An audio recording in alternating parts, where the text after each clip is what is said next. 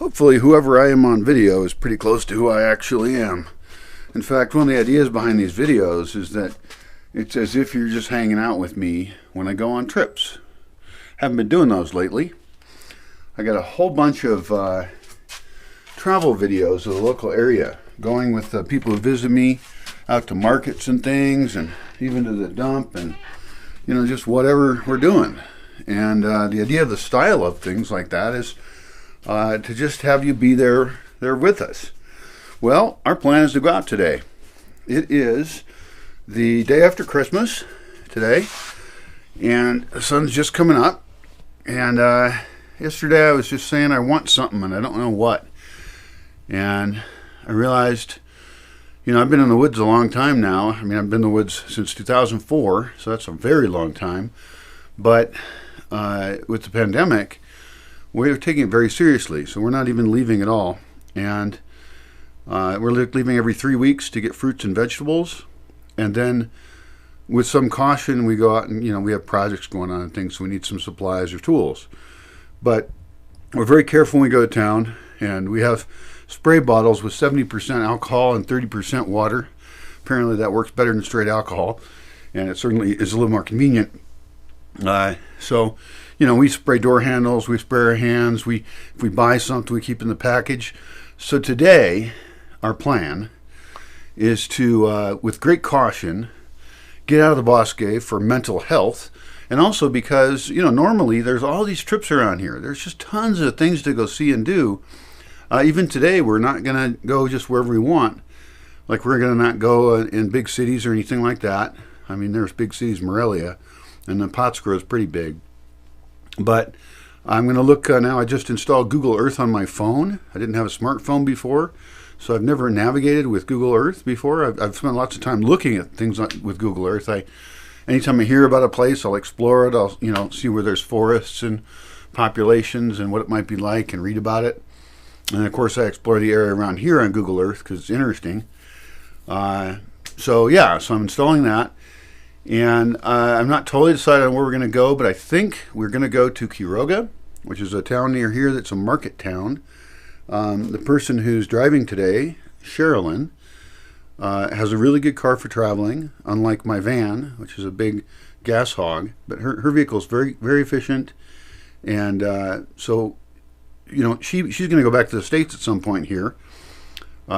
Which is interesting because she's been very helpful as I heal. I broke my legs a while ago and can walk now, but not very well. So anyway, Quiroga has a lot of products, both cheap ones and fancy ones, that she could take a look at and see if there's anything she wants to bring back to the States with her. And so maybe we'll walk down the streets of that town. We have become really used to being very conscious of like what we've touched and not. And so that town, it'd be fun to poke our heads into shops real quick, and of course less people are out now probably than before because there is some awareness of the pandemic. Normally Quiroga has tourist busloads of people coming in, and I hope they're not doing that kind of thing now. It's a real mix in Mexico. Some people take this seriously, some people don't, and it is difficult. I mean, a lot of people don't have their personal transport; they have only public transportation. And so, functionally, it's extremely difficult for them to be totally safe. And I'm very sympathetic with that. It's really difficult times here. The U.S. has, I don't know, urban areas have a lot more resources. And I don't know I suspect that even rural U.S. places have better services than here. Out here in rural Mexico, it's hard to get things done. It's just a lot of things that would be so simple in the States are extremely difficult here. And I'm concerned about the future of this pandemic, both in the U.S. and in Mexico. I think, it's going to be a lot longer than people think that this will be a problem. But who knows? Hopefully I'm wrong. And hopefully there's just a magic fix waiting around the corner. Anyway, psychologically, it has been difficult to be even more isolated than I'm used to being. And I think it's been, now 9 or 10 months since I got back to the Bosque. And in that time, I've spoken with very few other people other than Sherilyn. And we don't even speak a lot. I mean, we talk, but She's got her own house, way that way, like about 150, 200 yards. And so she drops by twice a day, and she's been feeding me very healthy food that fits with my values. We have very similar food values. So that's been great having her here. But she will be leaving, and that will also be a difficult thing for me because I have to survive, and I still can't carry like a full bucket of water or anything. And psychologically, it will become even more difficult. So I am actually inviting people very carefully to come here. I get plenty of people that want to come, but I need people who are going to contribute. So my coffee's on. I assume we're getting a fairly early start. I'll get my coffee. Sun's coming up. I got cakes on the griddle. Life ain't nothing but a funny riddle. Thank God I'm a country boy. I don't actually talk with a country accent. That's a very bad sounding version of a John Denver song. I grew up and I liked John Denver. I wasn't allowed to listen to much non-Christian music, but John Denver was very wholesome and good. Lots of great tunes. I think he died in a ultralight accident, if I recall. That's too bad. Although who knows, who someone is as an entertainer doesn't necessarily mean much about who they are as a person for real. So today I got to look at these maps and figure out where we're going. I know the area. I'd like to go to somewhere that I haven't been to too much, so it's not just totally boring for me. But I also don't want to go too far away from what I know, because it's odd times. I mean, there's whole towns that are shut off and you can't even go into them right now. And so I'm not sure I want to do anything that odd. I don't want to take a lot of risks. I don't want to go super far. What if we had car trouble and we had to spend the night somewhere? Should we pack for that? Maybe. In the past I had a lot more systems, like I could taxi back or get in a combi, a little bus. And so we're in a more fragile, risky position right now, and that bothers me. Hi, Shiva. Hi, sweetie. Hi, baby dog.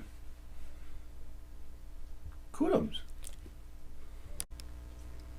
There's little details on doing a trip well, even just a day trip. Like I have my camera batteries charged, and all my cards are empty, so for storage of videos and clips. That's a very important thing. Think ahead. All right, so we're ready to go. This is Sherilyn's Toyota Sienna. Seems like a good choice for a traveling car. How are you today, Sherilyn? Really well, thank you, Brian. How are you? I'm kind of nuts. From the stuff I recorded earlier this morning, it's clear I'm semi-nuts. So I think a little mental health trip would be awesome. I think this was kind of your suggestion, yeah? Yes. Yeah, because last time we went around the lake, and I only got out of the car like once at one view and then maybe at a nursery to look at plants. Yeah. But just very briefly because I was so unstable. Now I can walk I could walk many blocks, 3, 4. Woo! I'm so strong. And so this is exciting. I also, for the first time, have put on my phone maps. I'm actually kind of new to smartphones. So now I have this amazing map on my camera, which I realize for anybody else, my phone, anybody else, this is old news, but I'm pretty behind the times because of my lifestyle. And I had a shitty phone. Anyway, we've got our masks, right? We got our masks. You got masks? We have multiple masks. Sherilyn made these, and there's a cool wire in the nose part. Oh, shoot, this is yours. Really? It's the original mask. I just brought them on because I prefer my original to the next one. But I can use this? Yeah, okay. You can use them both. Okay. We also got our spray bottle, which has a 70% alcohol to 30% water mixture. Some kind of, methanol probably. Hopefully it's not methanol, but anyway, some bad alcohol. You don't drink it. Not that kind. We have snacks. We have snacks? Water. Ooh. We have the nice beverage that you like with jicama and tamarind. She's been a mom. She's been a mom, which means she thinks about this. I have not been a mom. nor have I been a dad, but I like to predict the future and make it better. And so I'm very prepared. I've already talked about that on a video. Mostly. I think moms have to learn to be prepared, otherwise the kid dies. Yeah, well, maybe, I don't know. You don't have to be prepared. The kid will live, but maybe not be completely satisfied. Right. You do seem very mom-esque, and that's not an insult. No, I am. I've always like been that way before I had a kid. Yeah, cool. All right, so let's drive. All right, let's awesome. do it. All right. Her car is nice and quiet. It's not like my van. My van is this huge beast, gas guzzler. I love my van, but it is not convenient for this kind of thing. And the first step here is we're going to drive out of the Bosque, out of the forest, on a dirt road, which this vehicle can handle okay. If it's empty. It's a little bit low. Yeah, if there's even a bunch of bags of dog food or something in here, then it gets too low because my road sucks, basically. I think it's great because my other road I had before was 5 kilometers that was worse. And so I'm very happy with the new road. But someday it would be nice to have it actually be paved or something. I know that some of my hippie friends will say, well, don't pave anything. And it's like, trust me, if you live like this, you know, and you want your car to not be eventually destroyed and not have dust and slipping in the rain, and, you know, it's actually bad. Dirt roads are not great. So anyway. You want to show off my bed that your cool friend made? Yeah. She's setting up her car. She got this car just before she came down here to Mexico, just as the pandemic was beginning. And her plan, she vends cool food wraps and stuff. She has sunflower inspirations. I'll put a link in the description. Anyway, so her vehicle actually matters for her business.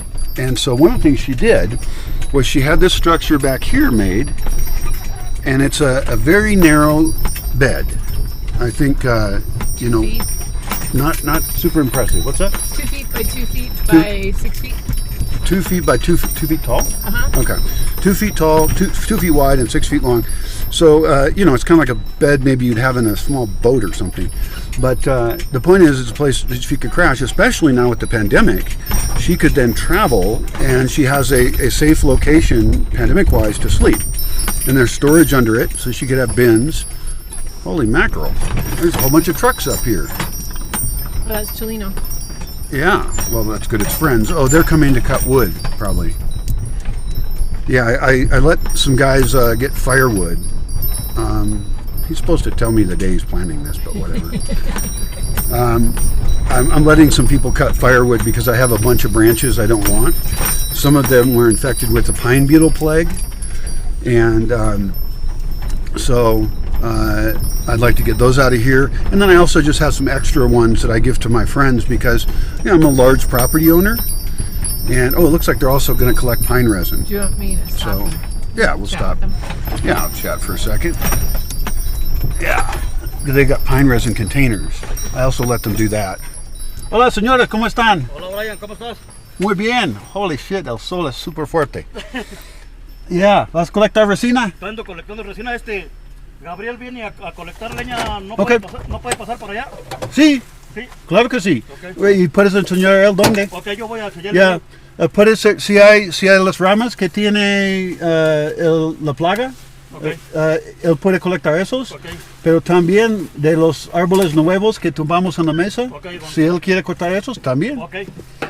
Y tu casa va a ser un poco más caliente. Excelente. Es bien frío, ¿no? Excelente. Disfrútalo. Ok. Okay, buena suerte. Sí. So that's a nice perk. I mean, I have philosophies about land ownership and everything, and we're looking at a small community over here, and so you know, there is the idea of leaving a forest completely pristine or something, letting it grow into old growth forest. That's sort of a false line of thinking. Land has always been modified by humans since there's been humans, and even the types of humans we wouldn't call Homo sapiens. Also, animals have always altered environments, not just beavers, but all kinds of ruminants and things. And so really it's about learning how to be a custodian of the land for long-term biodiversity and biomass. And I do really well at that. Having people come and collect a little bit of what?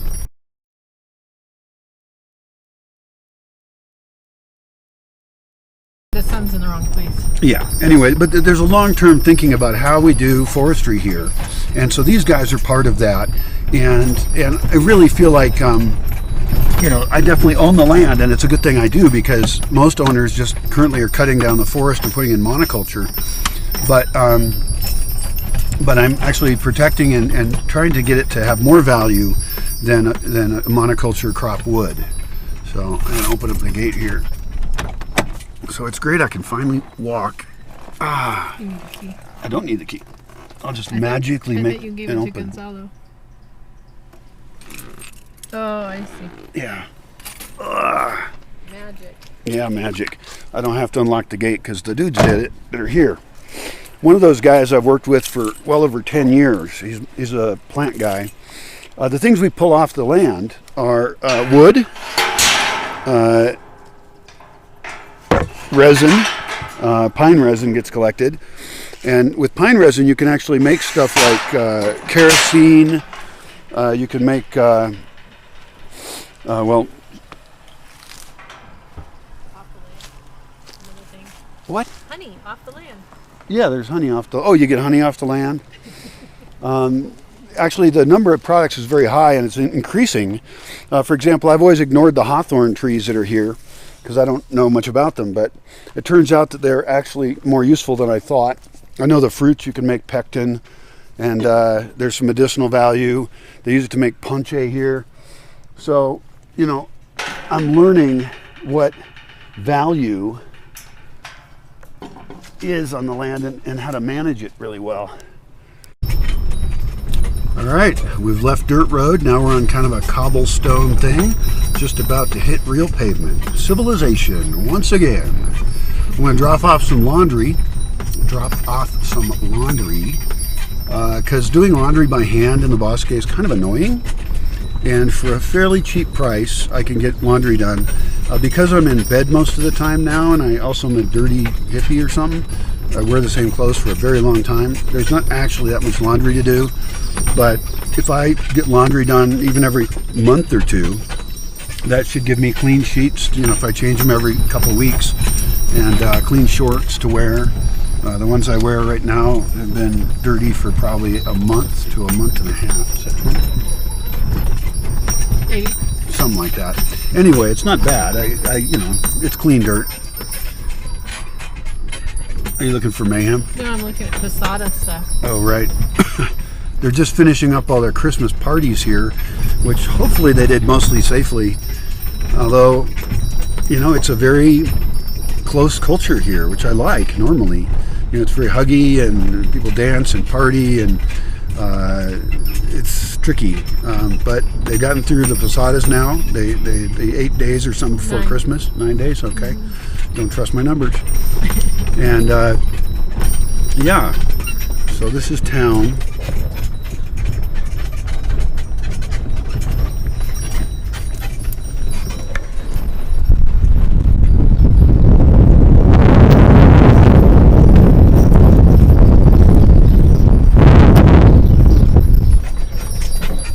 This is a town of just 400 people or so.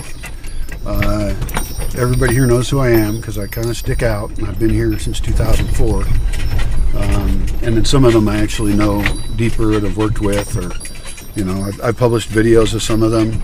I do like to publish videos of this town and, you know, people playing music or whatever, because people up in California who are from here but work up there and now have, you know, second, maybe even third generation kids up there, love to see their family down here. So I like to share that. I always get good comments, and then when they come down and visit, sometimes people come up to me and they're like, "Hey Brian, I see your videos, thank you so much," and they speak English. So that's always kind of fun. I feel like very much like I'm part of this town, more so than I feel I've ever been part of any community in my life, which is really saying something, especially since I don't even live in town. I live, you know, a couple kilometers outside town in the woods. But all right, let's head to the next town is Arongariquaro. And now the road's going to be all nice and fancy. Smooth. Fancy. So we're now in Arongariquaro. A lot of people walking around. Some of them have masks on, some of them don't. Seems like a pretty quiet day so far. It's kind of early, and if you live in town here, there's not really a lot of reason to get out that early because you can just walk to everything. Post office is open. You want to poke your head in there after you drop off the laundry? Sure. So there's the laundry place. Actually, I'll poke my head in there first because there's somebody doing laundry drop-off. Oh, great, yeah. So now we're in mask territory. It's really a set of tricks to learn how to do this. Everybody else in the world, of course, probably knows a lot more than I do because they live in places where they use masks every day. I don't. I live in a place where I don't need to except every 3 weeks or so. So that's a very different situation. But I'm also very, very particular. I know a little bit about microbiology, and so I'm very conscious if I touch something, and then I touch the door handle, everything I touch, and we spray it. We spray change when we get change if we buy something. She's going to go in the post office, probably won't touch anything. Nothing came because I don't ever get anything. And I never got a ballot. I signed up for a ballot for them to send me one, but I never sent it. Not a big surprise. I have post office box 13, which I had for years, and I don't get anything except a couple things a year at most. And packages, they won't deliver there, like DHL and FedEx won't deliver there. And they won't deliver to my house because my house is out in the middle of nowhere and there's dirt roads and stuff. That's not true. They'll do, I think, FedEx there, but only with certain things in it, right? Or no FedEx at all. To the post office? Yeah. I believe that they will not. No, they won't even do mail. Huh. I believe that FedEx and DHL will not deliver to a post office, especially this post office, which is usually closed. You want to show off your my backpack laundry thing? Oh yeah. Well, you made this basket, right? Yeah. So that's a literal laundry basket backpack that Sherilyn made because she makes baskets out of various kinds of willow and other plant matter. So she's dropping that off. They will charge me 30 pesos a kilo, which is then about $1.50 for 2.2 pounds of laundry. And you know, I also have water issues at my house, so they use their water, and then I'll pick it up another day because we're not super early. Sometimes if I'm really early, I can say, okay, well, can I come by at 3 and get it? And they'll say, okay. But we'll come down another day. There's no rush. I love this little town so much, Aronga. I don't know of any other town like it in Mexico. I'm sure there's probably others, but it's very welcoming of foreigners. Frida Kahlo and Diego Rivera used to come here with foreigners before the road came here. They would come in boats from Pátzcuaro across the lake. Even former President Lázaro Cárdenas, one of the most popular presidents Mexico's ever had, he's famous for nationalizing the oil industry. He used to come over here and party with his mistresses, apparently, because he lived over in Pátzcuaro. And it's just, you know, it's a small town. It's 3,500 people. It's got enough stuff to meet your needs mostly. Of course, for a lot of other things, you would need to go to Pátzcuaro or Morelia, you know, but you can get some basic things done here, like, you know, they have mechanics for your car, but for some things you'd have to go to Pátzcuaro. They've got grocery stores and restaurants, which I don't go to currently. They got a pizza place that has pretty good pizza, quite good pizza actually, and they deliver, which is cool, not to my house, but they'll deliver to Yotatiro. I get maybe 2 pizzas a year, I guess. It's one of my luxury items I enjoy. And the people are pretty friendly. It's, you know, a wide diversity of folks. A lot of ties between here and California. A lot of people go up and work in the wineries, especially from the little town right near me. All the adult males of working age go up there to work. So in that little town, the primary income is actually the wine industry up in Napa Valley, Petaluma, Santa Rosa, those kind of places. And I just, you know, live in town, but I have this great love for this location, and And I feel like, you know, in a lot of places as a foreigner, I'd be treated as a foreigner and an outsider and not welcome. And this is a very welcoming town for all kinds of people. They've got a music school now. They've got a school for midwives. That's pretty cool. And just, yeah, great place to be.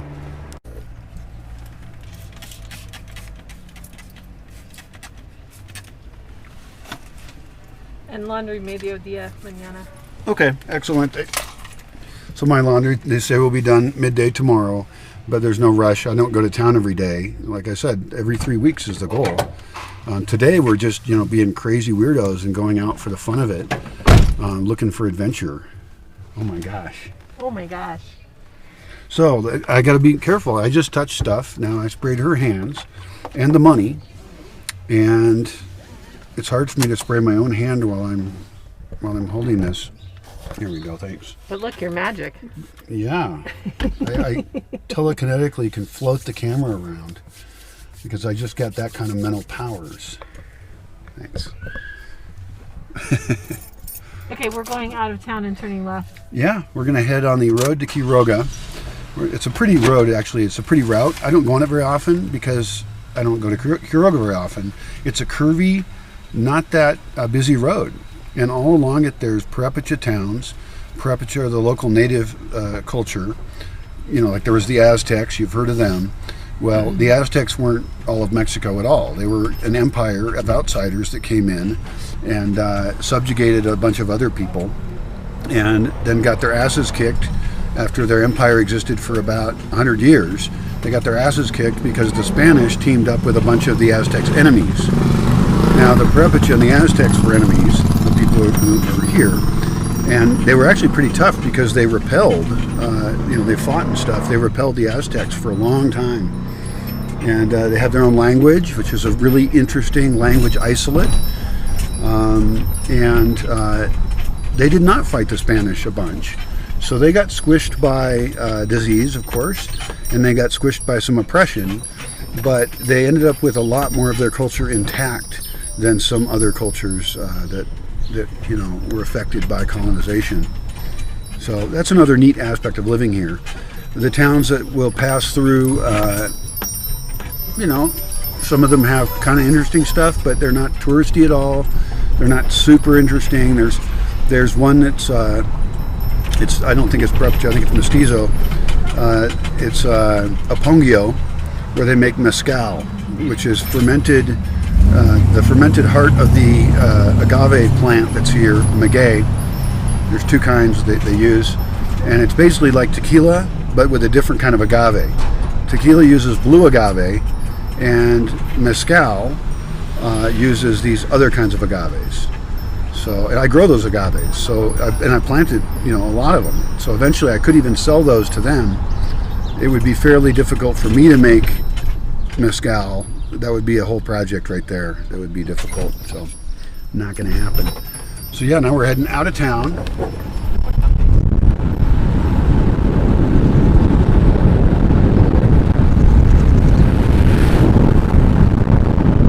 And town ends real quick. It's not a lot of sprawl, you know. Wristband. What? Put it on your wrist when you're out. Oh, that's good, yeah. We'll edit that out probably. So yeah, as soon as you go, the way that things work around here is there's not a lot of sprawl.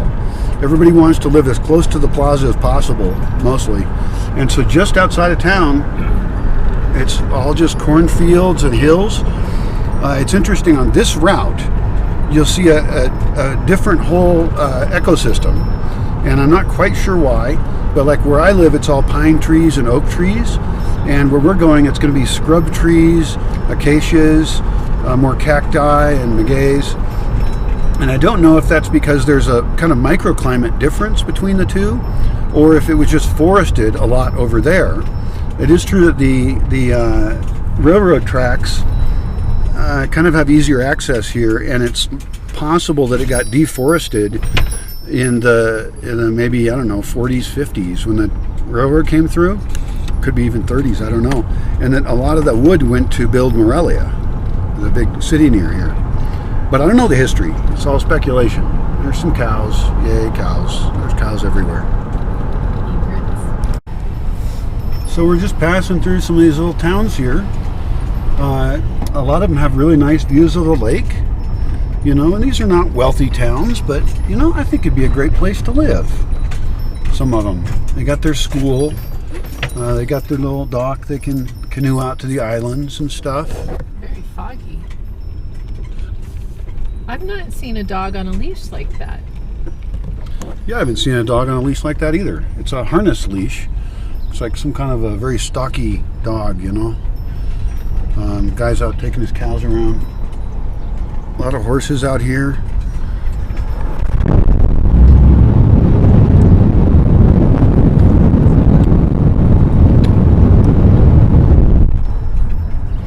It's a nice foggy day out. There's like fog down on the lake. There's cloud cover.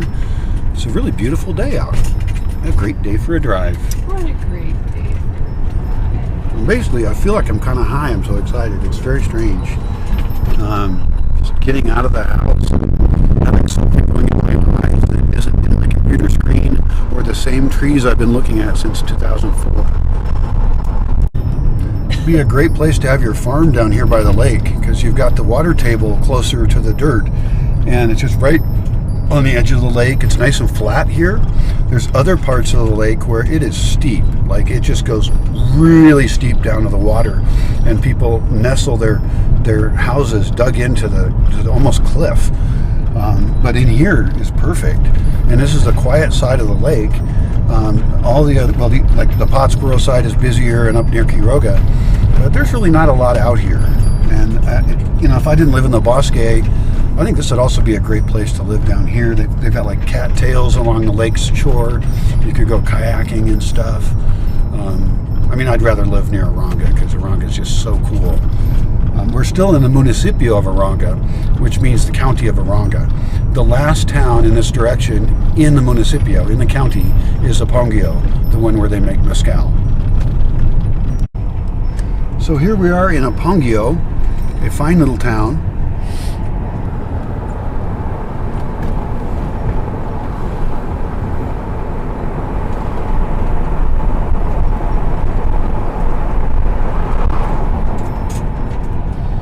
This is the ex-hacienda of Apongio, meaning it was a hacienda, and it isn't anymore.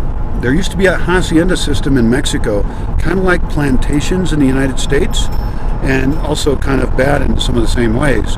You know, it's like one landowner owning the land and the people in a big area. And so this is an unusual one because it's in a fairly non-populated area. And they've still got they've got the original buildings, although I think it burned down at one point, if I recall. We passed a sign for a new place that makes mezcal. We might drop in there on the way back. And then I think there's another new place that makes mezcal up here. And then there's the original place that makes mezcal, which is La Paloma. La Paloma Mensajero, the messenger pigeon, I think. Messenger pigeon mezcal, something like that. And there's also a bunch of restaurants here. So in the past, a lot of people came out from Morelia to eat here. It's like a day trip. Come out with the family, sit at a big table, eat a bunch of pescado blanco, white fish, some local fish that's really popular and traditional, and maybe buy some mezcal. Huh. Yeah, there's a mezcal place right there. That's the Palomas Mensajeros one. And so I guess they're not totally new. What they've done is they went from down the street, and they built a new distillery up the street in a better location for people to drive by. I actually own the domain apongio.com, but I would sell that to anybody in the town who's motivated to own it because I haven't used it yet, and I feel silly owning it. So.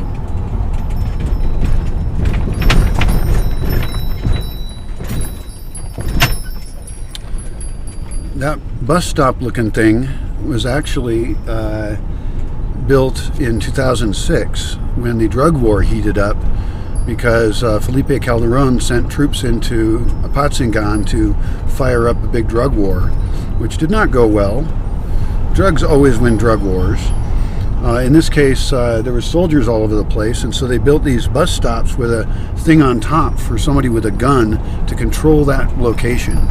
Luckily, things never got so heated that was needed up here.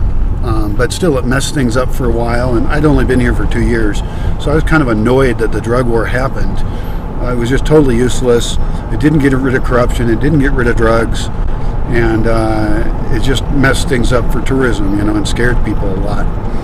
So anyway, we've now left Apongio, and we're now headed off to somewhere else. Tiny towns whose names I don't even remember. So we're just passing Chupiquaro. There's Hotel Chupiquaro. I don't know how busy they are these days, but there's a really cool place down by the lake, and they have a park down there with big trees and everything. We went down there last time, and we just lucked out on getting through because they had taken huge logs to block off the roads to get in. And there's a lot of communities that have done that with the pandemic, where they've blocked off all entry to even get in. That's not even a total community. There's some people that live down there, but I think they're mainly caretakers of the park. So we passed some places with more trees, lots of cute hills around here, many of which are old volcanoes, old, small, cute volcanoes. You can just imagine, 600 years ago, because this is really recent, geologically very recent activity here. There's a place called Paracutin over near Ruapan that in the 40s blew up. I mean, I studied that in grade school. Heard about it, whatever. And so it's really neat geological area. We're getting closer to Quiroga now, so we're seeing a lot more regular restaurants, places you would come out with the family, but aren't quite as fancy. That looks like a nice place, though. I don't know that we'll be eating in any restaurants. We might get carnitas in Quiroga. Quiroga is famous for their carnitas, which is dipping like a pig, a bunch of pork, like the whole pig maybe, into a bunch of boiling oil in a big copper pot. And so it's greasy pork. And it's actually quite tasty and very famous. Maybe not so good for vegetarians, though. I don't think that they would be into the meat aspect of it. So one of the towns just before Quiroga is Santa Fe de la Laguna. And it's actually one of the towns that was an inspiration for the movie Coco, which is about Day of the Dead. In fact, the woman, the kind of great-grandmothery woman who was the inspiration for the character of Coco supposedly lives here. Don't know if she's still alive, but that's what I heard anyway. And the director of the movie Coco came down for Day of the Dead, I think 2 years ago, maybe 1 year ago. No, 2 years ago.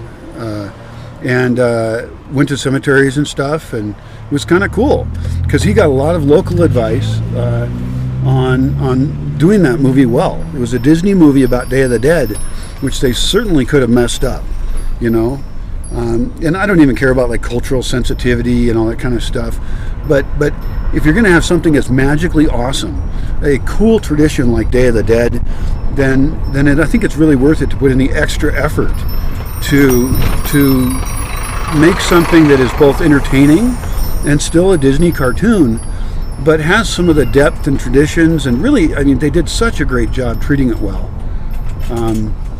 It's fantastic. So anyway, Santa Fe de la Laguna, a very, very provincial town. They're still open, and they have all this stuff for sale. I'm not going to show you that because it looks like cheesy crap. But they've got all these big pots and pottery. Now, I don't know if all of it is made here. Wow. Do you hear that awful audio? Audio is awful because I have a really crappy camera. I have bad equipment that I make these videos with, and I need good equipment so I can make better videos. That's one of the reasons I need donations to improve my systems, not just for travel videos, but for other educational ones as well. Something like very cheap, like $3 a peso, if it's $100 a peso. I don't know. Also, I don't know what kind of pots they are. Some of the pots they have here, they're pots for planting, are really big and cool, And some of them, as this lady has noticed, have sunflowers on them because she's Sherilyn sunflower inspirations. So she has some affinity, apparently, for sunflowers. Big surprise. So, anyway, my current plan is that on our strange trip here, thanks for joining us, by the way, we're going to go far out to the town of Capula, where they make pottery, and they definitely make it there. You can even order custom-made cups and stuff. This is interesting. Pineapples. Those are not clay pineapples. 3 for how much? 40 pesos. 3 for 40 pesos. That's three pineapples for $2. That sounds pretty good. And they're little ones, which means they might be more flavorful. I don't know if that's how it works. Anyway, but the idea is we'll go out to the end destination. This is just theoretical. I don't know what we're doing. Nobody's in charge. And are you in charge? Well, I am driving. Oh, that's true. She is driving. Actually, she could just ditch me on the side of the road, and I'd have to hobble back for several days, just, until my clothes were in tatters and I was nearly dead. It would be fun. Yeah, I like adventures. And please don't do that, lady. And I don't need any new adventures right now. I got plenty of adventures of the insane bad kind. So, my God, there's so much nice land out here. Anyway, we've now left Santa Fe de la Laguna. And anyway, the idea is we would come back slower and stop at some places if we feel like it. We're now entering Quiroga. Quiroga is named after Don Vasco de Quiroga. He was a guy that came in after the original conquistadors of the area came. There was a guy named Guzman. Guzman was a bad guy, and he treated everybody badly, like slaves and stuff. It was not good. So Guzman bad, and then Don Vasco de Quiroga comes in, and he was a lawyer in Spain who became a monk. No, not a monk. He became a priest, a Catholic priest. I believe he was Jesuit. Don't trust me. And he came in, and he was actually in correspondence with Thomas More, who he was friends with, and Thomas More wrote the book Utopia. And so Don Vasco de Quiroga attempted to set this area up using some of the principles described in the book Utopia. So like he picked different towns to have different industries. So he had like a medical clinic in one place. He had this one be textiles. Santa Clara de Cobre makes things out of copper because Don Vasco de Quiroga said, you people are the copper people. And so that was actually kind of cool. And there's remnants of that still today, of that decision that was made. So he's considered a good guy. There's like sculptures of him. In fact, in Quiroga, which was named after him, there's a sculpture of him in the plaza. And there's sculptures of him in other places. He's kind of this bald-headed guy with a kind of a big pointy nose, Straight or to the right? Up here, do we go straight or to the right? Don't hit that dog. Hit some other dog. No, don't hit any dogs. You gotta tell me soon. We would be going straight because we want to go through town. This is the bypass to get to Pátzcuaro. So we go straight. And they're waiting for me. So Yeah, apparently, yeah. straight. So driving is always interesting in Mexico. What's driving in Mexico like? Well, around the lake and where you're at, it's not super intense. But driving down from the States, there were times where I was on like the byways. Tope. We're okay. I was on. That was a speed bump, by the way. They're called topes, and you have to pay attention to them, not the camera.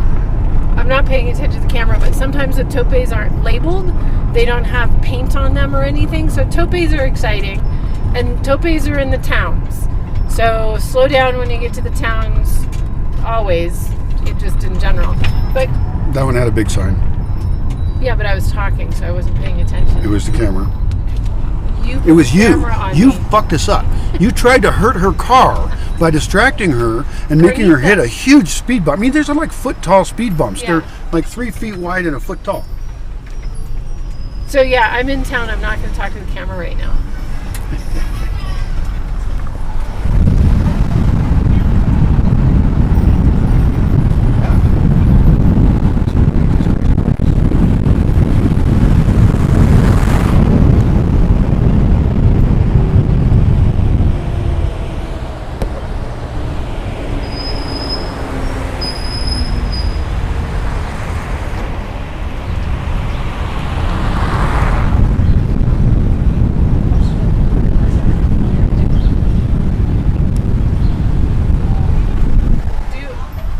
Quiroga does a lot of holiday stuff.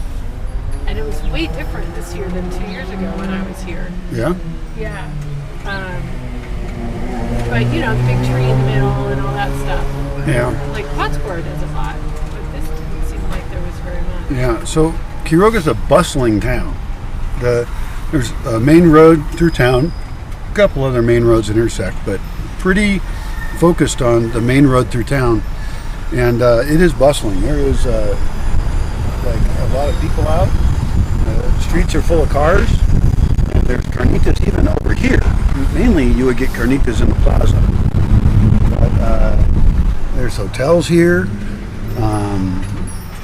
I don't know a ton about Quiroga. When I first came down to Mexico, I lived over in Sinsunsan on the lake at a guy's house for a while, like a month. They also make a lot of things out of leather here. So there's leather curing. This is where I would get tanning supplies, like tannins, like made from bark of a tree. There's at least one bank and a cash machine. My God, it is full of people. I mean, we talked about maybe walking around down here. I don't know. No? There's no place to park. We can park somewhere. Well, yeah, but when you say it's full, it's so full that you'd have to look for parking. Yes, there is no parking here. The thing is, you could get like a leather jacket here, a leather purse. Alpaca? Oh, no, that looks like wool.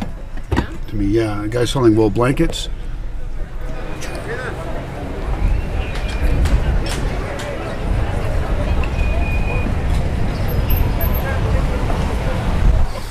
It's like 50 different places selling this this oil. I don't know what you call it, oil cooked pork. So, Deep fried pork? Deep fried? Okay, deep fried pork. Yeah, deep fried pork. And I mean, there are just crowds of people all standing around. About less than half have masks at the place I just saw. And I would say it's probably 50-50 would be a guess. We would have to sit around and count people, but I mean, the sidewalks are totally crowded. They're narrow sidewalks. There's tons of people here. I'm really quite surprised, actually. I thought that with the pandemic that things would be less. And the day after Christmas. It's the day after Christmas, although that's a day to go out and do things, maybe. I don't know. Sure, everybody's on vacation. This is vacation time of year. Uh-huh. Yeah, I mean, but it lasts like over a month here. Yeah, they know how to do Christmas holiday season here. I mean, it goes from before Christmas until January 6th is Reyes Magos, which is as important as Christmas, it seems like. That's the wise men on January 6th. Called Epiphany or something weird? Or, is it? I think so. Okay. I think that's right. I just had an epiphany. No. And so, yeah, we're now going to Morelia. Okay, so I'm going to go left. Yeah, you're going to go leftish to Morelia. Okay. We're not really going to Morelia, but we're going to... Oh, there's a China Express. The authentic Chinese food. It's not authentic, by the way. And there's nobody in there. Nobody in there. Wow. But it's open. But like there's tacos going on. There's like everything else. Oh, yeah. It's packed. Except for the masks, I would have no idea that there was a pandemic right now. Yeah. There's furniture over there, straw hats, blankets and pillows. And I mean, this is a market town. With the Purepecha, Arango was actually a huge market town before, in the pre-Hispanic times. Now,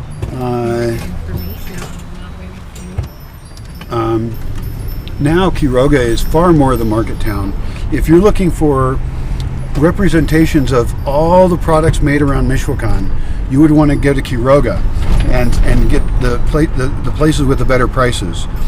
Pátzcuaro will also have a lot of stuff, but it's going to be generally more expensive. And then, of course, if you're adventurous, you would actually find out where stuff is made and go to the town it was made and meet the people who make it and give the money directly to them. That's the ideal for everyone, if you're up for adventure. If you're not, then Quiroga is a great choice. You could come and fill up with products here and then take them up to the States and sell them, and probably make a really good profit. They do have some junky stuff, but they've also got really high quality stuff if you want it. Wow, looking at that, I don't know that I want to walk around Quiroga. Not today. That's crazy. I'm astounded. Yeah. I was expecting it to be kind of quiet. Right. Holy mackerel. Also, is it I Saturday? mean, I think it was, yeah, it is Saturday. It's Saturday, and it's the day after Christmas. I was thinking, I mean, I think it's more packed than when we went through a couple months ago. I think so. Wow. Well, we're out of there anyway, and immediately after you go out of town, once again, it's just all green and trees and yeah, it's like that, ecologically, that's actually really great. Sprawl is bad, and I have some architectural thoughts about that are even different than what they do here. But it's actually better if people cram in together. So okay, so I don't normally go out here. I'm seeing signs for towns I've never heard of. You know, I've never heard of these places at all. And they're tiny towns that may have actually really cool stuff in them. And, you know, I'm not in a hugely exploratory mood right now. I want to do risk assessment. But it is tempting to investigate some of these towns more because, I have such a low bar for fun right now. I'll take anything. I wish I could get Tortoise. I don't know if that's safe. But some of these towns probably have really neat stuff in them, and certainly they have nice people. Everywhere I've gone, I've seen nice people. I've never gone to a town in this entire state and thought, oh, the people here aren't nice. Anytime I've ever had car trouble, people are just falling all over themselves to help me. I have gotten my van's whole wheel stuck in a big hole, and we've lifted it up physically with people. I tipped my whole van over into a big ditch, and I found a wedding that was over, bought a bunch of tequila, and got it like over 20 guys to come out, and we lifted my van up out of the ditch. I mean, it was actually tipped over, So it's just been so nice every time I've traveled here. There's guys that help me out of a riverbed. I probably sound like insane because I'm very accident prone or something, but it's because I say to myself, like I want to go to this place, and I'm like driving down this dry riverbed, and it's not a road, and I'm trying to find a place so I can walk to the coast and see birds and take pictures, and so I get stuck. Stuff happens, or I have a flat tire, or wow, there's a lot of stuff out here. Wow, that place looks great. Okay, back to the driving thing. Oh yeah, the driving thing, yeah. So coming down from the crossing I did in Nogales, there were places where it was a 2-lane road like we're on right now, and cars would come up behind you, and there's this thing in Mexico where the person on both lanes goes off the road a little bit, and then you get past. So there's actually 3 lanes of traffic on a 2-lane road, and I've never experienced anything like it.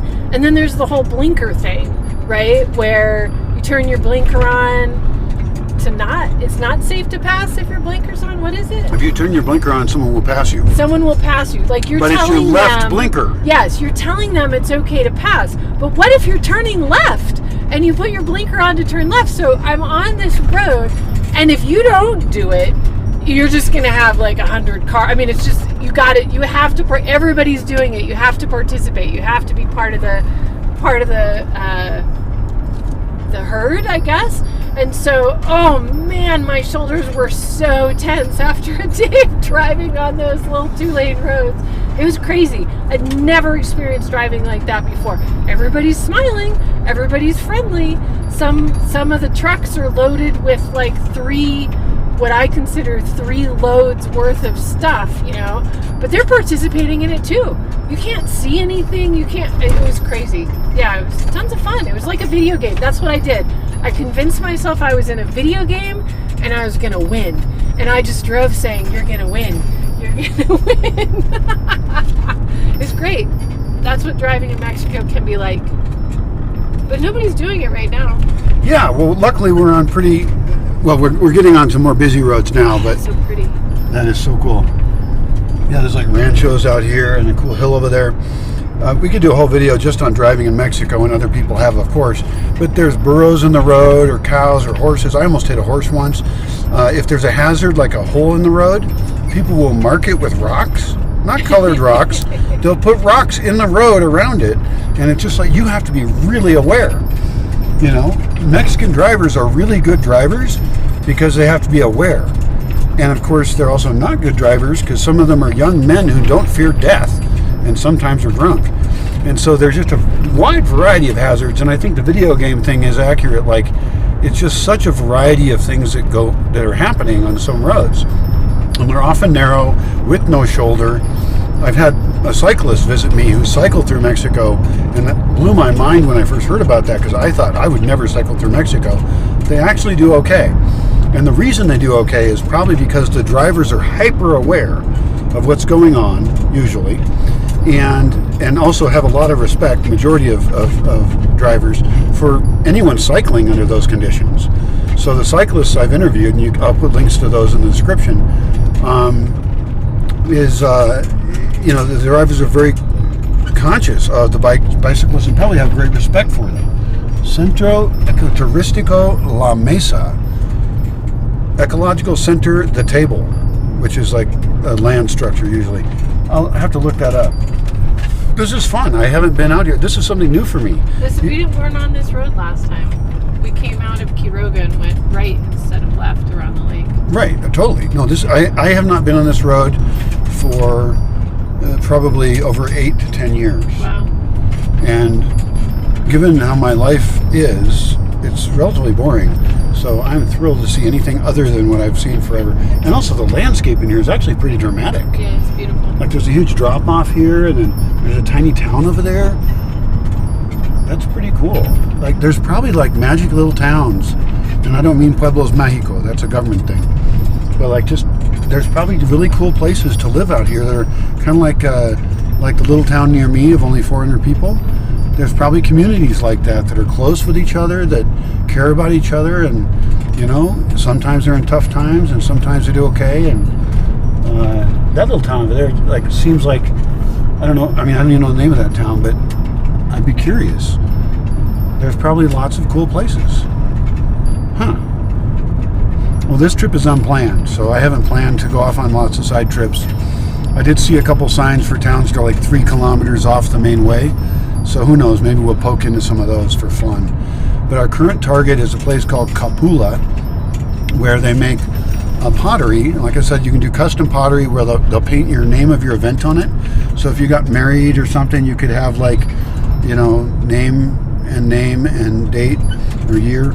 And ooh yay, we're married for a while before we get divorced. And then they make other really cool pottery stuff. Like there's something called Catrinas. And these are skeleton ladies. No tope? No tope in that town. Wow, no tope. A no tope town. No tope town. Wow, they're living with risk. And they're these pottery sculptures of skeleton ladies, and they probably wouldn't ship well. So it would be difficult to transfer them to other places unless you really were good at packing them. But because they're fairly delicate. And they're these skeleton ladies with big hats and kind of Victorian-looking clothing or something. And I've heard a couple stories of why they exist. Oh, this is lush forest in here. That looks so nice. See, this is the kind of place I could live. It's a mix. Yeah, this is interesting. That place sells organic ranch eggs. Oh. Free-range ranch eggs, basically. Now here we're seeing some traffic. So these are probably people going out to Quiroga for the day. That would be what I would make up if I was making up things, which I intend to do. Theories about reality. Oh my God, there's a ton of cars going that way. Yeah. They're going up too, so if there's a slow one, that's where they back up. I see. Whoa. What was that? I don't know.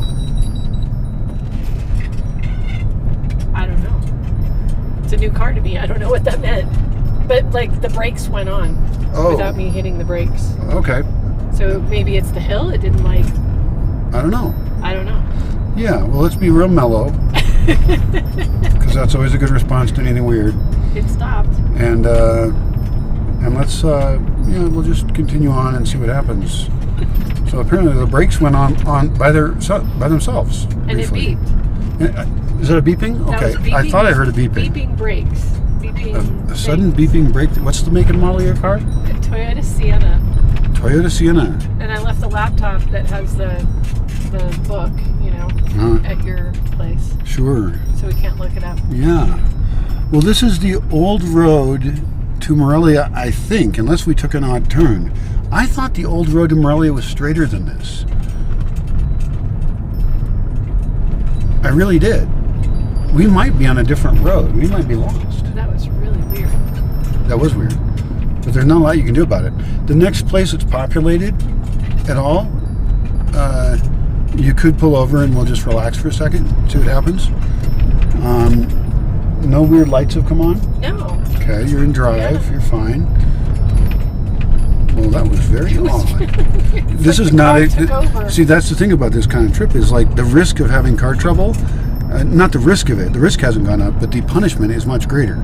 If we have car trouble, then suddenly we have to involve other people in things. Right, and I don't know this car, right? Right. Like it's not, it's very modern compared to my last car. We just passed a very large blue building that said Oleo Lab. O-L-E-O.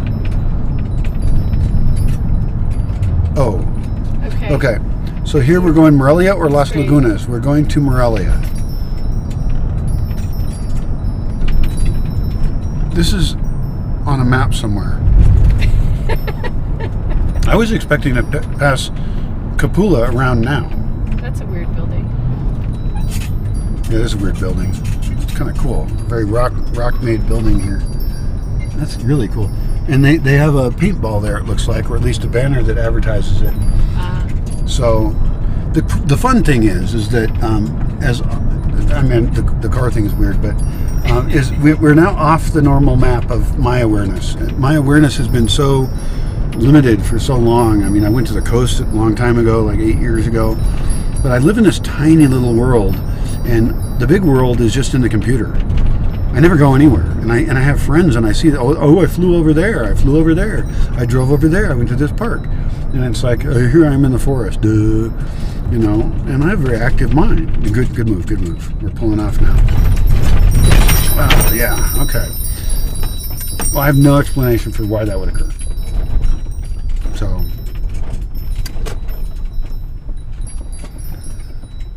So.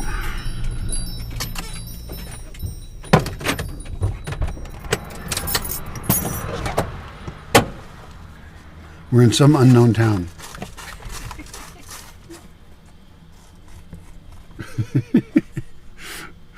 She's shaking it off. It's interesting that I'm not the driver. I'm a terrible passenger. There's people whose cars I won't even get in. She's actually a great driver because she drives like slow and careful. You have like 8 kinds of cheese right there. Ooh, 8 kinds of cheese. Oh, requesón is a good kind of cheese. Requesón, I mean, sometimes things have different names for this, like the same thing or different things for the same name. But requesón, if I recall, because I bought this old cheese once, and it was the most flavorful cheese I've ever bought. Aged. Yeah, it was, like I think it was aged, and it tasted good. The cheeses here are fine, but they're really bland. And I like a pretty tough cheese, strong cheese. Not blue cheese, but anyway. You want to go check out the cheese? I'm going to fucking check out. Don't curse. I'm going to check out some cheese. Okay. And I can actually do it. For the first time, I can get up on my legs and go do what I want to do. Right. Hold that for a second. Do I want to hold it? Yeah, just for a second. Okay. So I'm going to use my mask because I'm a paranoid freak who likes to bow down and kiss the toes of the government. No. It's because I make my fucking choices and I don't want to get this pandemic. And I believe there is a pandemic. Yes, there's tons of conspiracies. It's true. And the government's evil. And they're controlling. But I do make choices about what I want to do. And whether the mask is going to keep you from getting it or not, physically, the mask tells other people, I care. That's true. And I'd like you to maybe keep your distance a little bit. Yeah, stay the fuck away from me. I have a mask. I'll rob you of your cheese. I'm going to go steal this cheese. I'm not paying for the cheese. I deserve cheese. That's a joke. Ha ha ha ha ha. Goodbye.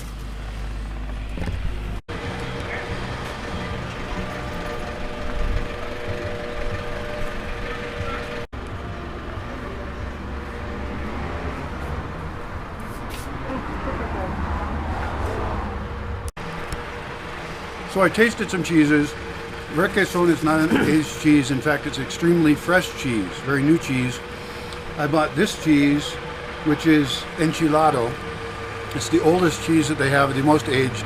It's very salty. I don't even like it, but I accidentally bought it because I get confused in transactions and stuff. But I'll figure out something to do with it. It's I'll use it with something that I want to be salty. You know, it could be, maybe it's going to stir fry. I don't know. And then I bought some pieces of bread. I like tortas a lot. I'm a huge torta addict. A torta is a kind of sandwich, although I've been told it's not a sandwich because what a sandwich means is different here. But whatever, it's a sandwich. I know what sandwiches are. Anyway, this is not the kind of bread you would normally use for a sandwich. What you would normally use is what's called a bolillo. It's a very particular kind of soft white bread. Kind of a nice, pleasant bun shape. In fact, butt buns are referred to as bolillos sometimes, like butt cheeks. This is a different kind. This is very round, but I can still use this to make something torta-like. And I really like that feeling of, you know, grabbing my food by the bread and just eating it. I like the idea of portable food. Anyway, so it's fun to go in the store here. And in some town, I don't know where we are. But I've got cheese, I got bread. Let's go. We gotta go. Well, I thought we were kind of lost for a second there, but apparently we've arrived in Capula. I saw a sign that said Capula, but it said 33, which is often kilometers. And I was like, what's up with that? So I don't know why it said that. But we're now in Capula, where I've never really been. I think I was in part of it once somewhere. And we're seeing some pottery. We have cazuelas, and it's for cooking in, some sun decoration things. And I probably want to see like the highest quality types of products. The Katrinas, like I mentioned, they're pretty cool. They're got some weird history behind them, and they look just inherently neat. And then you actually might want to buy something if you find something you like. Jesus, a lot of bumpy places around here, and not the fanciest place.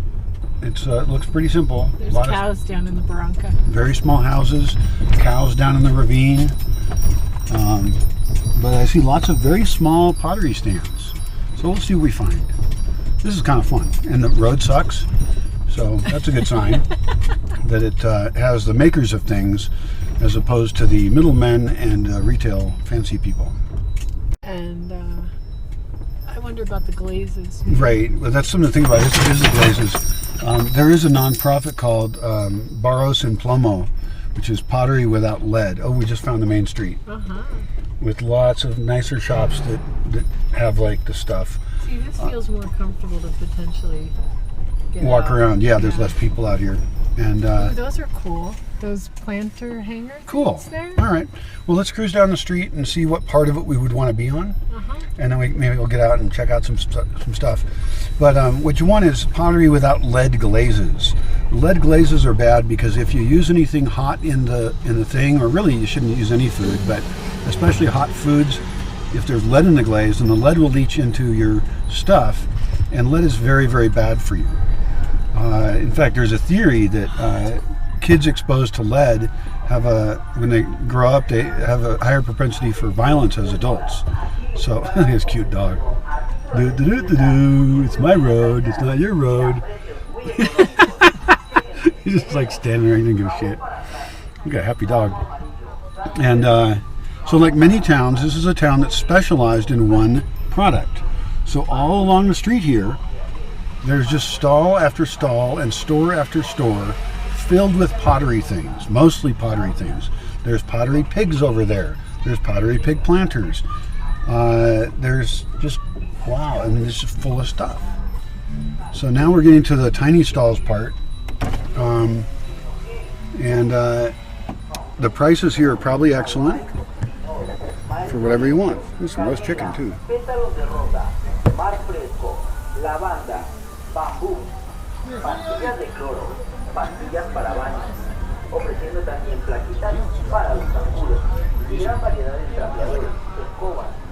There's Katrina's. Yeah. And I guess just for my personal values, you are driving down here, so apparently you're going to do it. If you find a place you want to pull off, you can do it.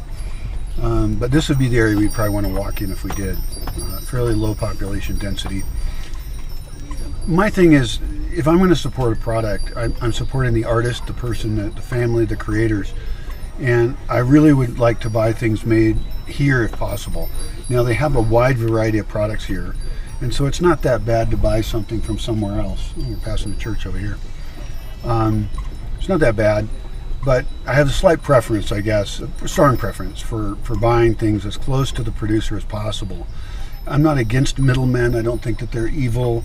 You know, they create value by moving a product from one place to another. That's good economics. It's okay. But like, I wouldn't want to buy products from China here. And there are products from China here probably. You know, that's the way economics work. But so it's tempting to ask, you know, is there anybody's workshop I can visit? Who are the artists here that I can actually directly have contact with? But I'm also okay with, you know, if I'm buying something and it's from one state over, big deal, you know, it's not that bad. It does look like we're not supposed to drive down the street. That's hilarious. That's why everybody was looking at us funny. Oh, shit. Where are those gringos with the video camera driving down the wrong street? What a bunch of dumb fucks. That's all right. No, most people will forgive us. Ooh, there's a Katrina's place over there. So there's the plaza. We passed the church. I would suggest taking the next parking spot. Okay. Barber shop. The Kings. And up here there's a place called Barberia. I believe that's a Spanglish, actually. It's a mix of English and Spanish. You see a lot of that kind of thing. This one even has a Facebook page. Barber_Diamond. With the B and the D capitalized. That's. You might get a basket? Buy anything? Yeah, oh totally. We should bring things. Oh, this is so great that I can actually walk around. It has now been over a year and a half since the accident, and just having some basic functionality makes me feel so good. I tell you, it's been harder than I can express to deal with not having control over my life, not being able to do things for myself, not having the ability to make decisions for what I want without inconveniencing someone else. And I don't really have anyone who's obligated in any way to help me. I'm right now, you know, Sherilyn is staying in the Bosque, and I guess we're kind of doing a trade, I suppose. It's not a written contract, but she's there. She's helping me to survive by feeding me, cooking. I buy the ingredients, and it's just been amazingly difficult. I'm a very independent person, so this is a cool tree with presents hanging from it, or decorations that look like presents. You never know what to expect. Looks like I got a fountain over here that's not operating right now, but it's a big dish. It's kind of cool looking. So here's a cute little plaza. See the church tower over there. I don't know how far we're going to get. I don't have my canes with me, so I will tire out pretty quickly.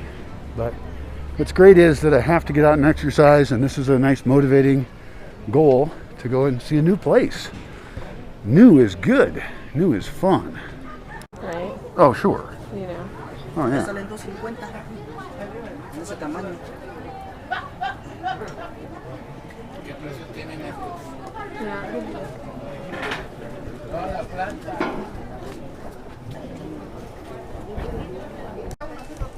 I am totally surprised and blown away by Capula. I had no idea. You know, no one's ever said to me like, oh, let's go to Capula for the day. It's really fun. But this is a very unusual, huge mix of all kinds of products. And lots of really pretty stuff, like very creative. And you've even got like mud for face masks. And they've got the Katrinas, like I mentioned. But I didn't know it was like a whole market town of so much stuff. and it's stuff I haven't seen anywhere else, which is weird. I really think that, and no surprise, Mexico is just so much more regional than where I come from. If you travel around in Western Washington, sure, you'll find some, chainsaw carved bears here, or you'll find some, place that does more glass work or something. But the way that things work here is just very different.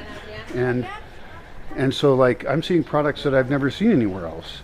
This is a great place to come for shopping. Like, look, there's some pretty blue dishes I like, And, I mean, granted, I don't get out much, but I'm just impressed. And this is really close by. We didn't drive that far. We didn't drive that far. No, not even as far as Morelia. Yeah, it's close to Morelia. So, yeah, this is fantastic. There's a candy over here, a whole bunch of kinds of candy. And there's a bunch of people selling all kinds of plants and pretty pottery with, ooh, there's pecans here. Now, am I thinking I want to eat pecans? No. No, those are seeds. Always hunting for seeds. I'm going to get some of those pecans. Okay, bye.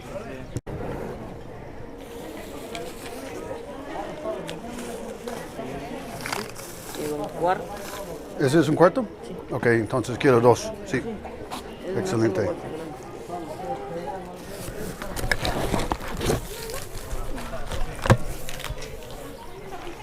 So I'm going to get a half a kilo of pecans. They're not toasted. I asked that to find out if, they'd been killed by the toasting process. And will these germinate for me? I don't know, but we'll see. ¿Puedes ponerlos aquí? Necesito ponerlos aquí en mi mochila.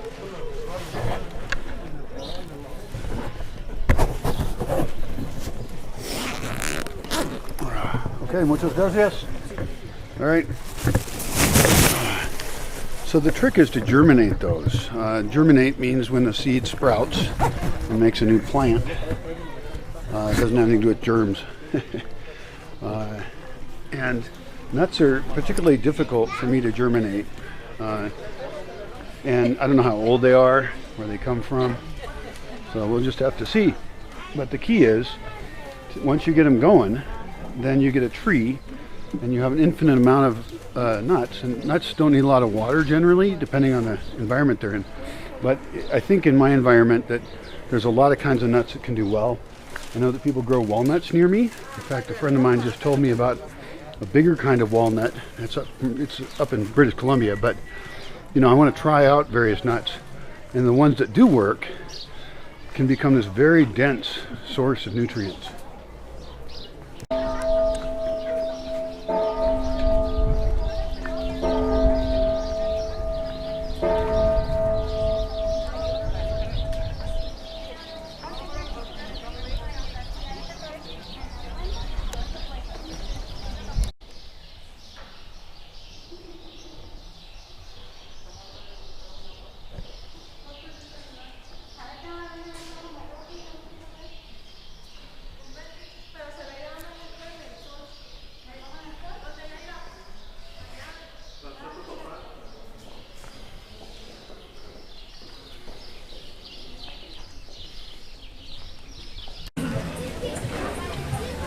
They got food down here, a whole bunch of stands with the usual quesadillas and tacos and all that stuff. And they're selling pretty hats over here. This is the plaza. Looks like the central element is a jacaranda tree. That's the one with the presents I pointed out before. So we just walked up and down this street, and there's just so much creative, really cool stuff. There's like little tiny things, there's cool skulls. There's just this wild variety of anything you'd want. Brian? Yeah. I'm going to go back up and get one of those pots that they... Okay, I'll be hanging out here somewhere.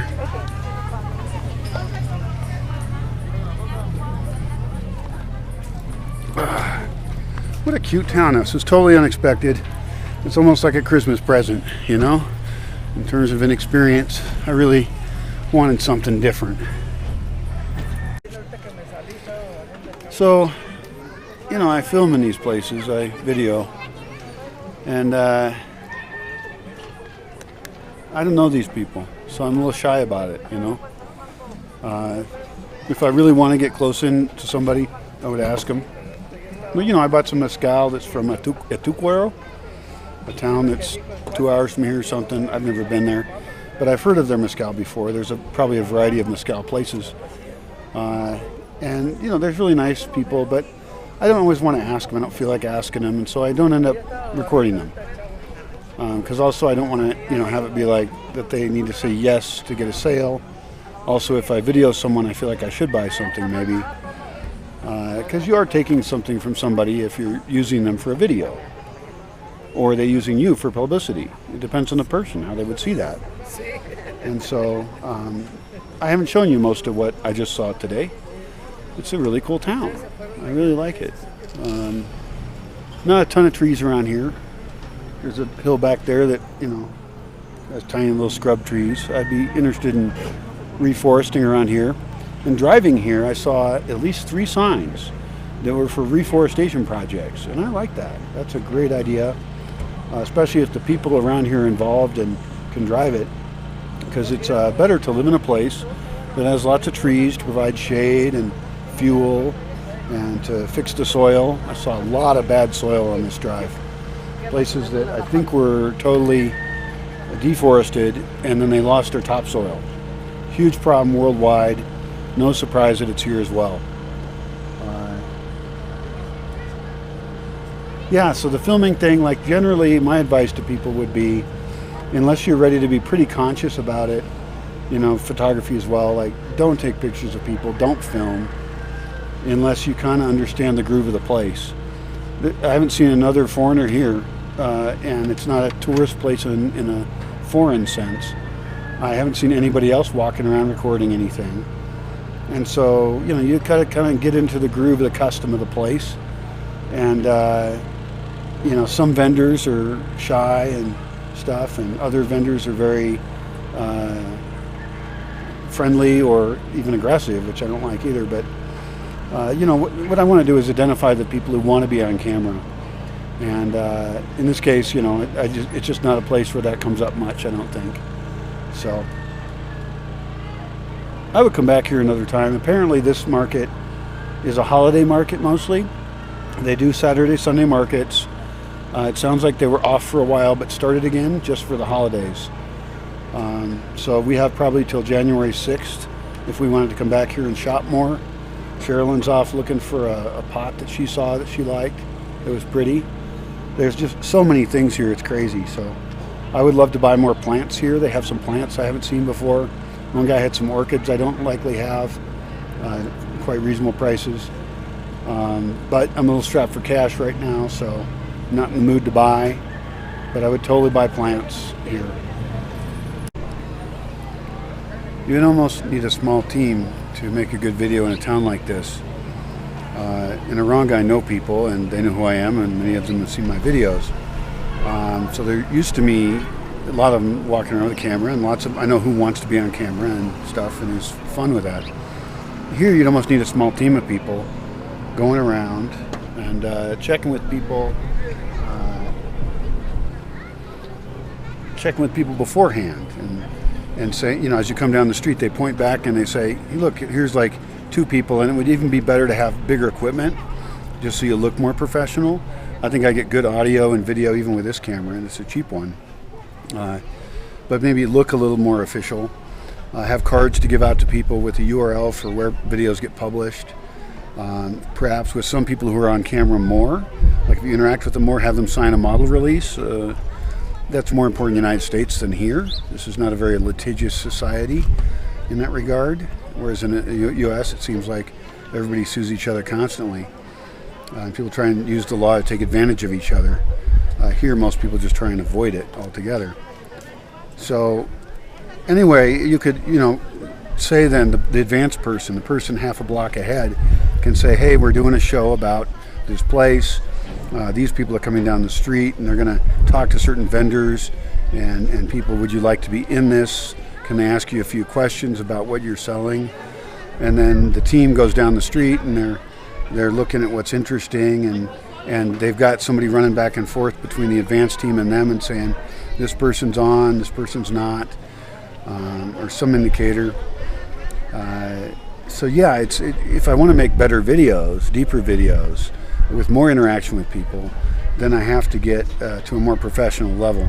That's very difficult. Most people aren't prepared for that, and I would have to up my skills, of course, if I'm going to even be in the video. It could be that I could produce something like that, but for example, videos in Spanish shouldn't be me, unless it's cute. I don't know.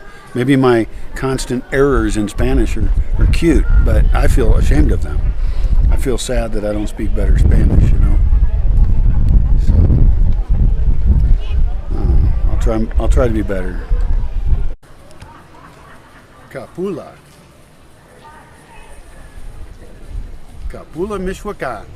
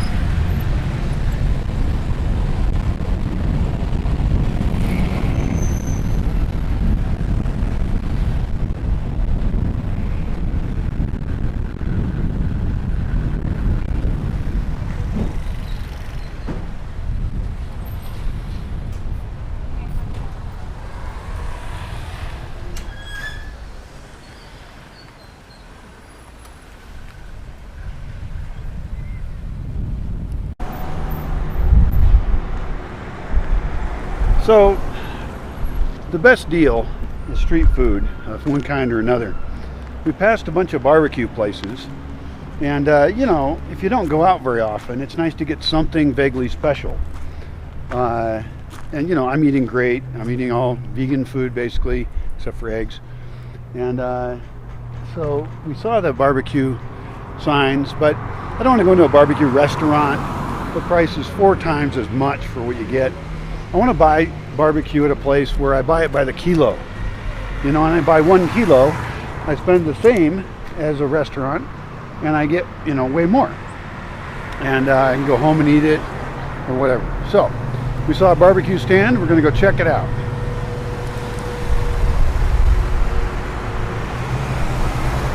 And Sherilyn brought her pot, which is awesomely smart, so they can just dump it in the pot. I mean, we can even avoid plastic if we wanted to. Well, that guy did not have barbecue. He had carnitas and gave me a sample. It's quite tasty, although pretty fatty. Some people like the fatty carnitas. I don't. I like the meat part. But anyway, we may or may not find barbecue. Doesn't matter. We will have a great day in any case. So now we're in a place that I think is called Ojo de Agua, which means the spring, the eye of water. And we were just driving by, entering into Sinsunsan, because we're very close to Sinsunsan. And there's a little docks here, you know, a little spot where people pull their canoes up from the islands probably. These little flat bottom wooden canoes. It's pretty cool. And they've got some motorboats out here as well, a fountain out here. There's even a tiny lighthouse way out there, which you could think of as decorative, but you know what? I bet it's not. I knew a guy who drowned in this lake, and him and his kid. He was living on the island and stuff. So, you know, it's even though it's a very mellow lake, you still don't want to mess up with water. And something I notice over here is kind of a cool sculpture. It looks like it's a woven plant matter on a structure of metal, and then covered in some kind of goo. So maybe not going to last the longest. We'll see. But Maybe we'll do a couple pictures here of Sherilyn in front of it having wings. You know, that's the kind of thing people do.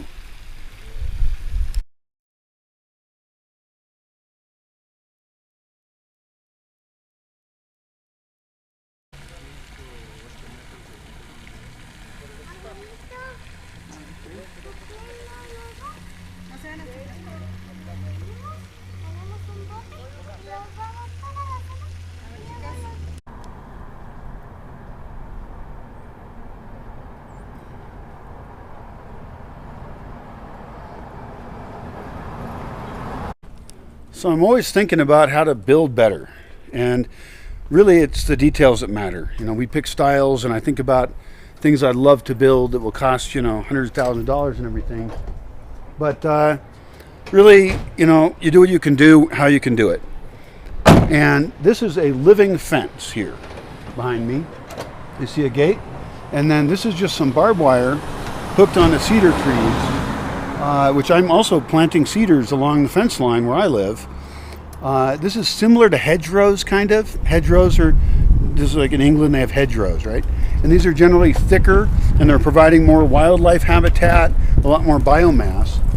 This one appears to me, from this side, from the outside, as fairly thin, so you're using less square footage. You're losing less there. But they specifically have planted a variety of palms in here. The cedar is providing a lot of the structure. They've got 8 strands of barbed wire, so nobody's getting through there. I'm currently in an urban environment, and so security is an issue. Now, in the Bosque, I don't have the security problem as much, although it is nice when you have a fence to be able to trust the fence, that it's strong and powerful. And to be able to build such a strong, powerful fence out of organic materials that provide habitat is astoundingly excellent. It's a huge win. So I'm thrilled to see this, and you know, I'm in Pottsboro right now. I just love to see this kind of thing, and it adds to the menu of options I have for what I can do in the Bosque. Yay!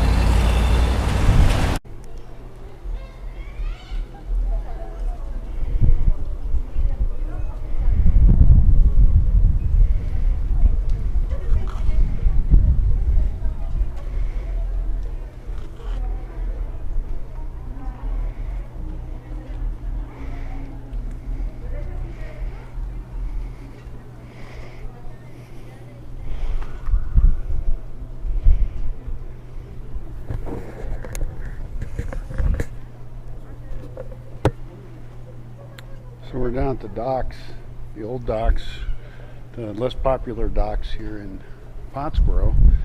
We just ate some carnitas that we bought over in Sudamutaro. I have trouble saying that. Sudamutaro. Got my mask delivered to me by Sherilyn because I forgot it. It's hard to remember that kind of stuff. You know? There's too many things to remember. And I'm supposed to be thinking about these wee beasties I can't even see. You know, it's like I'm sitting around having conversations with these wee beasties about what their goals are and how we can work together. Anyway, it's a very pleasant docks. Even though there's lots of people out, and there's way tons of people at the other dock, the more touristic one. This one's, I like it better. It's like got nice tree spots here, and it's actually not as active at all. It's not the main docks, I guess. So my legs are exhausted walking around. This is the most I've walked around ever since the accident today, and I'm doing all right. You know, I just got to stay stable. Fall over or something. It's annoying to have to even think about it. And Sherilyn's probably having an alright day. She bought some stuff in Quiroga that I'll show you later. Some things for her young friends in Oregon. There's a lot of cute stuff at that market. Oh my gosh. So much cute stuff. So,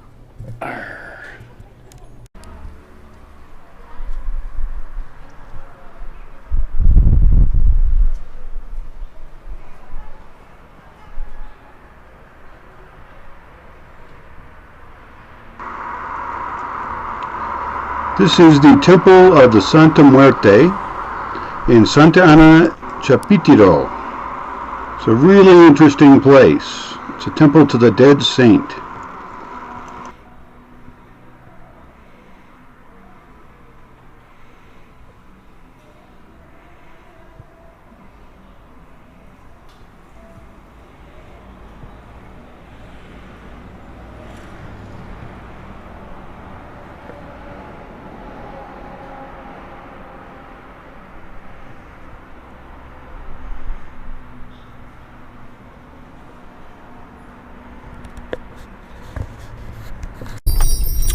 So we're getting back home now, heading on the bumpy road from the tiny town near me into the Bosque, and then we'll get to the gate, and we'll drive into the Bosque a little while, and then we'll get to the dogs, and then we'll say hi, because that's the primary purpose of dogs, is to make you think that someone's happy you've come home, which is nice.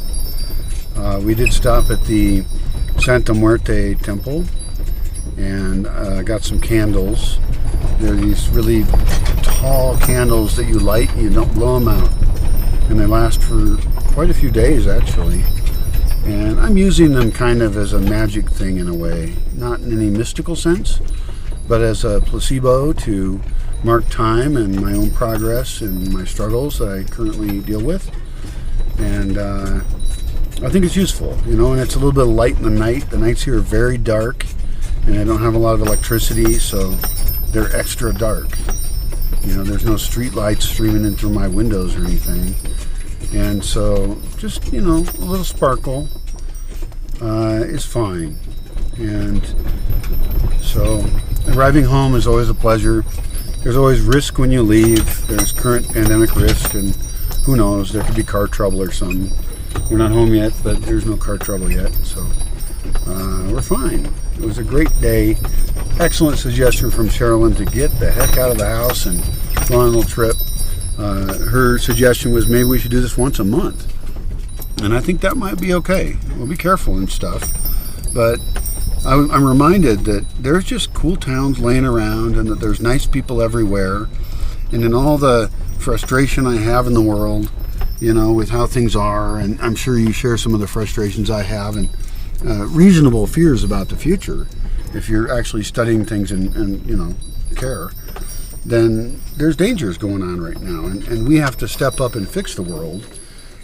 Today, I'm just going to fix myself enough to think I want to go another day and be excited that it's a rich world full of loving, awesome people that are creative, and that I'm still in it.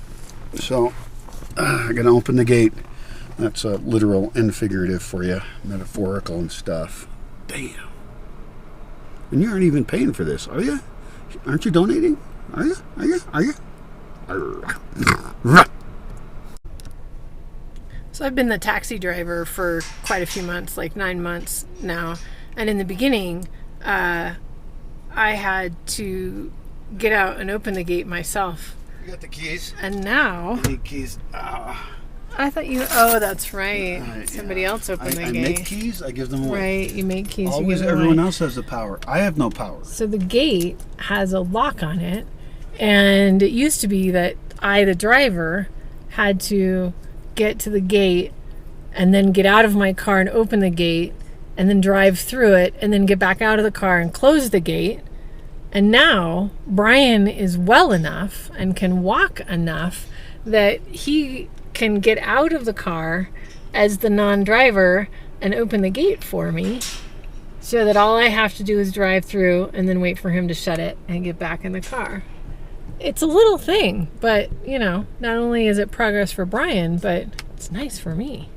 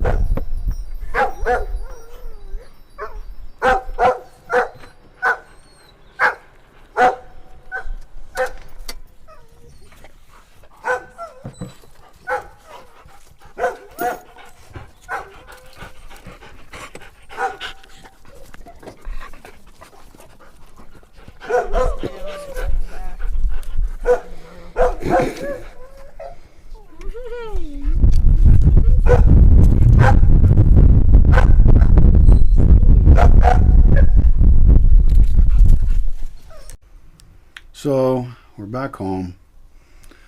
It's 5:26 now. You know, we got home a little bit ago and unpacked and said hi to my dogs and stuff. And so that was a 9 to 5 day, more or less. We probably left around 9, and couldn't have been more pleasant. You know, everything worked out great. I was not expecting the post-Christmas creativity fest that we happened upon in Capula, Michoacan. And maybe we will go on a trip once a month, being cautious. And, you know, I've been up and down for the last year and a half. And really I've been up and down for the last 53 years, although I only remember about 45 of that well. So it's, you know, the continuing struggle to make a better world in the way we can, and that starts with you, always starts with you. And so today was great food for thought, and, you know, reminds me that I'm not just an island. I can't just do it all myself. I can't just be in a green prison and alone and have nothing. That I, like everyone else pretty much, need social involvement and things to look forward to, and that's not bad hedonism. That is just making a life that's worth living. So I'll work on that. And I got a lot to think about. Last thoughts? I'm tired. Good day. I'm tired. Good day. Happy it's over. Happy it's over. Happy it happened. Happy it happened. That sounds good to me. I'll take it, you know. Out here in the forest, you know, she's doing great. You know, it's strange to be out here. I'm impressed with how well she's done, but it's great that we went out to see some stuff today. So, yay.